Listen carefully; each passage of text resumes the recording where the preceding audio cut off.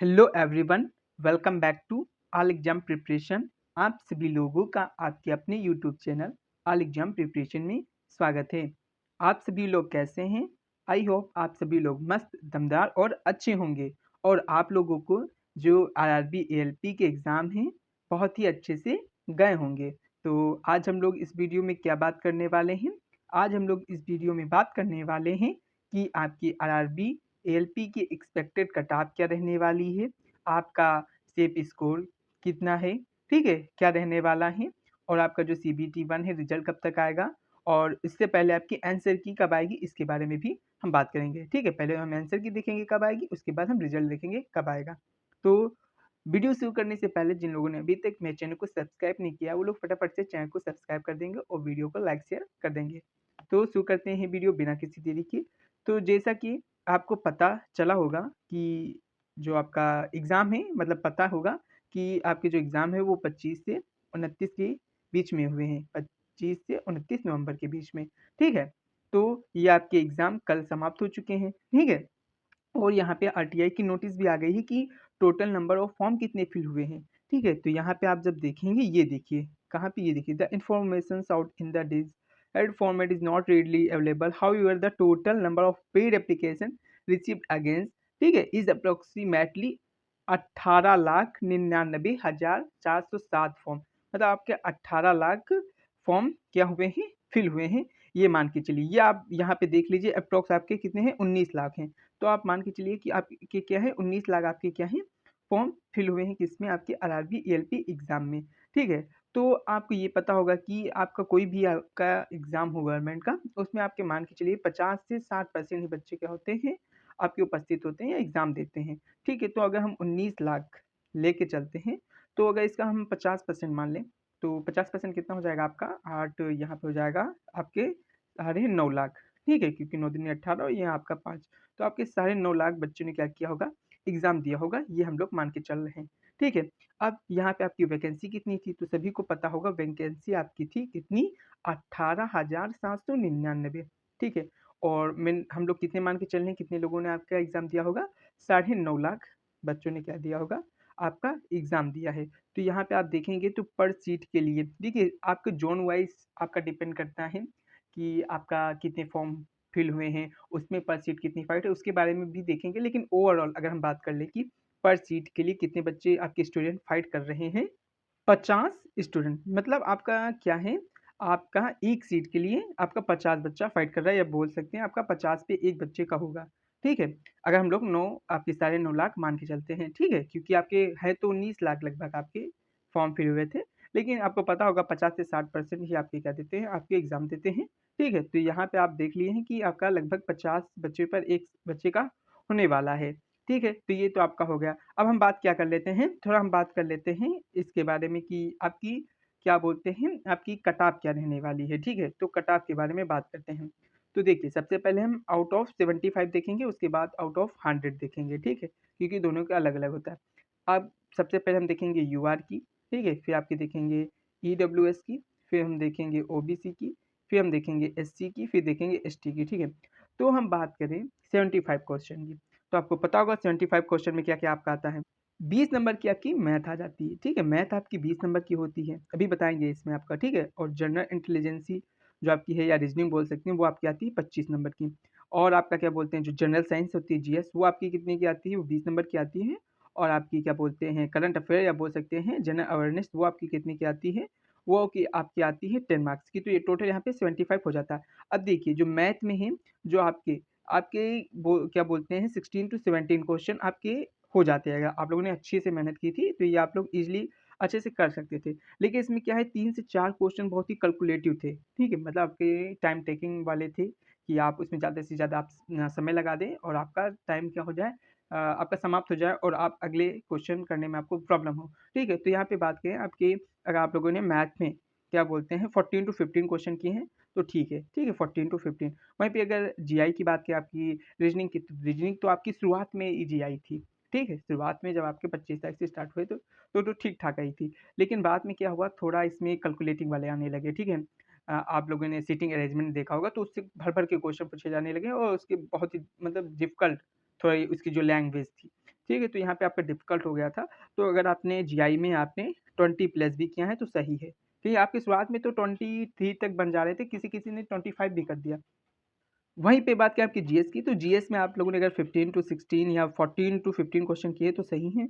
और आपके आपकी जनरल अवेयरनेस की बात करें तो अगर आपने 5 क्वेश्चन किए तो सही है। तो यहाँ पे अगर हम टोटल करते हैं तो यहाँ पे आपका क्या हो जाएगा 14 और 20 आपका हो जाएगा 34 और 34 यहाँ पे आपका हो जाएगा 48 एंड 53 के आसपास आप लोगों ने अगर क्वेश्चन अटेम्प्ट किए हैं, ठीक है?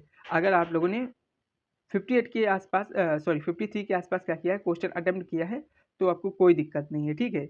ये मैंने अटेम्प्ट करने की बात कही है, पूरी आपने सही की है, इसकी बात नहीं की है। और यदि आपने इसमें से अगर आपने 40 भी सही कर लिए हैं, तो आपका मान के चलिए सीबीटी 1 तो पक्का क्लियर है, कोई आपको इसमें प्रॉब्लम नहीं होने वाली है, ठीक है? तो अब हम बात कर लेते हैं कट ऑफ की, ठीक है? तो जैसे आपका आउट ऑफ 75 में और यहाँ पे आउट ऑफ 100 था, तो आपकी यूआर अगर यूआर कैटेगरी से आप बिलॉन्ग करते हैं और आपने अगर 38 टू आपने 42 के आस-पास आपने क्या किया, सही स्कोर किया, मतलब आपके एकदम सही है क्वेश्चन, ठीक है? और पता है एक क्वेश्चन सही करने का आपको 1 मार्क्स मिलते हैं या बोल लीजिए 38 टू 42 आपके मार्क्स बन रहे हैं, तो आपको कोई टेंशन लेने की बात नहीं है, आप लोग सीबीटी 2 बड़े अच्छे से आप तैयारी कीजिए, ठीक है? वहीं पे बात करें आपकी ओबीसी की, तो अगर ओबीसी वालों में आपका 36 टू 38 ठीक है? इतने अगर इनके सही हैं, ठीक है? या इतने मार्क्स इनके बन रहे हैं, तो इनको टेंशन लेने की बात नहीं है। इनका आपका सीबीटी 2 की बढ़िया बेझिझक आप तैयारी करें, कोई प्रॉब्लम नहीं है। वहीं पे ईडब्ल्यूएस के तो ओबीसी और ईडब्ल्यूएस में ज़्यादा तो आपका डिफरेंस देखने को मिलता नहीं, तो ये मान के चलिए 35 टू अगर 37 के आस-पास हैं इनके बीसी तो आपको इनको कोई प्रॉब्लम नहीं लेनी है। सीबीटी 2 की आराम से तैयारी करें। एससी की बात कर लें, तो अगर एससी के 32 से 35 के आस-पास हैं, तो इन्हें भी तैयारी करना शुरू कर देना चाहिए और एसटी की बात करें तो 28 टू अगर 32 के बीच इनके सही हैं, तो इनको भी सीबीटी 2 की तैयारी करना स्टार्ट कर देना चाहिए। इनको कोई भी प्रॉब्लम नहीं होने वाली है, ये मान के चलिए ये लोग सीबीटी 1 क्लियर कर चुके हैं, ठीक है। अब यहीं पे बात करें आउट ऑफ 100 की, तो जैसे हम यहाँ पे आपको पता है कि यहाँ पे क्या है, ये आपके हैं 75 में आपके 42 तो मान के चलिए एक में आपके कितने हो जाएँगे 42 अपॉन 75 ठीक है?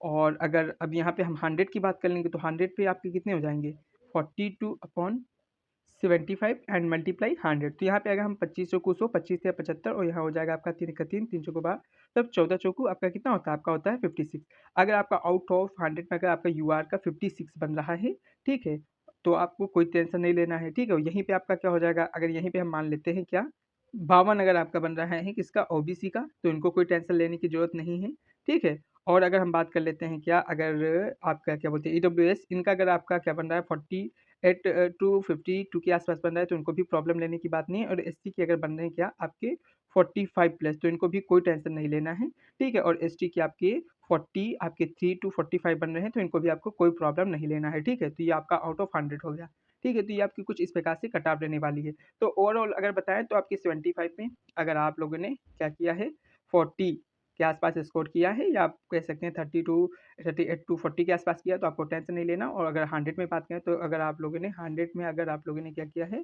50 क्या बोलते हैं 56 के आस-पास या 58 के आस-पास अगर आप लोगों ने स्कोर किया है तो आपका कोई प्रॉब्लम नहीं होगी, ठीक है? तो ये आपका कुछ ऐसी कट ऑफ रहने वाली है। अब हम लोग बात करते हैं कि ज़ोन वाइज़ कितना क्या आपका क्या कॉम्पिटिशन रहने वाला है, ठीक है? तो देखिए, जो सबसे ज़्यादा आपको हार्ड कॉम्पिटिशन दिख जाएगा, वो आपको कहाँ-कहाँ दिख जाएगा? आपका इलाहाबाद में दिख जाएगा, ठीक है? 124 आपके क्या कर रहे हैं एस्पिरेंट्स क्या कर रहे हैं आपके फाइट कर रहे हैं एक सीट के लिए, ठीक है? और वहीं पे हम बात कर लें क्या आपकी बात कर लेते हैं, यहाँ पे देख लीजिए आपके चेन्नई में है और गोरखपुर में सबसे ज़्यादा है, देख लिया जाए और उससे ज़्यादा आपका कहाँ पे है, आपका मुज़फ्फरपुर में देखने को मिल जाएगा, ठीक है? तो ये आपके क्या है, यहाँ पे आपको और उसके बाद सिलगुड़ी, ठीक है? सिलगुड़ी, यहाँ पे आपको देखने को मिल जाएगा बहुत ज़्यादा आपका क्या हो रही है, फाइट हो रही है एक-एक सीट के लिए। वहीं पे देख लेते हैं जो ठीक-ठाक ज़ोन है आपके सेफ ज़ोन, तो सेफ ज़ोन में आपका भोपाल देखने को मिल जाएगा एंड आपका हो जाएगा जैसे बिलासपुर एंड आपका अहमदाबाद हो गया, ठीक है? और क्या बात कर लेते हैं, जैसे आपका हो गया यहाँ पे मालदा हो गया, गुवाहाटी हो गया, ठीक है? और यहाँ पे रांची हो गया, यहाँ पे आपकी क्या है, आपकी क्या बोलते हैं फाइट भी कम है और यहाँ पे आपकी क्या बोलते हैं कॉम्पिटिटिवली आपकी क्या बोलते हैं कट-ऑफ भी कम जाती है, ठीक है? यहाँ पे कट-ऑफ भी कम जाती है और जहाँ पे आपकी फाइट ज़्यादा है तो वहाँ पे हम जानते हैं आपकी कट-ऑफ भी हाई जाएगी, ठीक है? क्योंकि एक-एक सीट के लिए इतना बच्चा फाइट कर रहा है, तो आप खुद ही सोच सकते हैं। तो ये कुछ इस प्रकार से रहने वाला है, तो ये आपकी कट-ऑफ हो गया मैंने बता दिया इससे पहले और आपका ये बता दिया कि हर ज़ोन में आपकी क्या मतलब कितने बच्चे फाइट कर रहे हैं एक सीट के लिए, ये हो गया। अब हम बात कर लेते हैं कि आंसर की कितने दिनों में आ जाएगी। देखिए, जब 2018 में हुआ था, तो आपका सीबीटी जो 1 का एग्ज़ाम हुआ था, वो 9 से 31 अगस्त के बीच में हुआ था, कंडक्ट कराया गया था आरआरबी के द्वारा। वहीं एमसीक्यू की अब कब आ गई थी, 21 से 25 सितंबर, मतलब आपकी 20 से 25 दिनों के अंदर आपकी एमसीक्यू देखने को मिल गई थी। अब यहीं पे हम बात कर लें, जैसे आपका एग्ज़ाम आपका 29, ठीक है? 29 नवंबर को खत्म हुआ है। तो यहीं पे अगर हम बात कर लें, तो आपका मान के चलिए 20 से 22, ठीक है? दिसंबर के आस-पास आपको आंसर की देखने को मिल जाएगी। तो ये आपका क्लियर होगा कि 20 से 22 दिसंबर के बीच में आपकी आंसर की आ जाएगी। ठीक है, वहीं पे बात करें आपका फर्स्ट सीबीटी जो एग्ज़ाम रिज़ल्ट वो कब डिक्लेयर हुआ था? तो 2/11/2018 मतलब 2 नवंबर को, और कब खत्म कब हुआ था? अगस्त में। ठीक है, तो सितंबर और ये अक्टूबर और ये मतलब 2 महीने बाद आपका आपका रिज़ल्ट भी आ गया था। तो अगर हम मान के चलते हैं नवंबर में खत्म हुआ है, तो दिसंबर, जनवरी, तो मान के चलिए आपका आपका फरवरी बिगिनिंग और जनवरी के जो लास्ट वीक है, उसमें आपको इसका रिज़ल्ट देखने को मिल जाएगा, ठीक है? सीबीटी 1 का। तो और यहाँ पे ये रिवाइज़्ड रिज़ल्ट क्यों डिक्लेयर किया था? दरअसल आपकी क्या होता है, आप लोग ऑब्जेक्शन उठाते हैं कि इसका क्वेश्चन का ये राइट आंसर होना चाहिए, तो वहाँ पे आरआरबी ने देखा, फिर वहाँ पे समझा, एनालाइसिस किया, तो उसके बाद फिर आपका रिवाइज़्ड आपका रिज़ल्ट डिक्लेयर किया गया था, ठीक है? कितने दिन बाद? आपकी 1 महीना 10 दिन या 15 दिन के बाद आपका ये क्लियर आपका डिक्लेयर किया गया, ठीक है?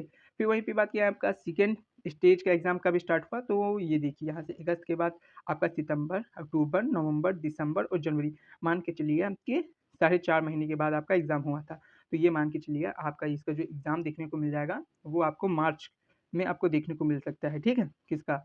आपका सीबीटी 2 का एग्ज़ाम आपको मार्च तक देखने को मिल जाएगा, ठीक है? तो ये ऐसा कुछ रहता है आरआरबी का एग्ज़ाम कंडक्ट कराने का, ठीक है, तरीका। तो इस तरह से आप देख सकते हैं कि सीबीटी 2 जो आपका एग्ज़ाम है, वो मान के चलिए मार्च में आपका कंडक्ट कराया जाएगा आरआरबी के द्वारा, ठीक है। तो अगर मेरे द्वारा बताई गई जानकारी आपको अच्छी लगी हो, तो आप लोग चैनल को सब्सक्राइब करें और वीडियो को ज़्यादा से ज़्यादा लाइक शेयर करें। और इसके लिए हम मतलब पोल भी करवाए हैं, ठीक है, तो उस पे अभी कम ही लोगों ने आपका रिप्लाई दिया है। जैसे ही ज़्यादा से ज़्यादा लोग रिप्लाई करेंगे, तो उसके बाद हम आपको पूरी क्लियर कर देंगे कि कितने लोगों ने लगभग कितने के बीच में स्कोर किया है, ठीक है? तो उसकी मैं अलग से वीडियो लाऊँगा, तब तक के लिए आप लोग वेट कीजिए और सभी को वंदे मातरम, जय हिंद।